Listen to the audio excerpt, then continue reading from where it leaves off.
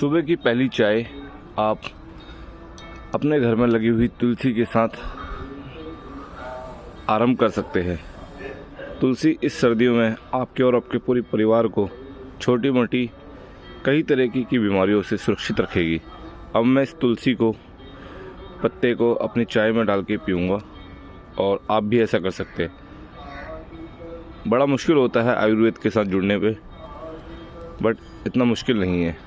घर की स्त्रियाँ, घर की गृहिणी जो भी हो, अपने घर में लगी हुई तुलसी से अपने घर का स्वास्थ्य बरकरार रख सकते हैं।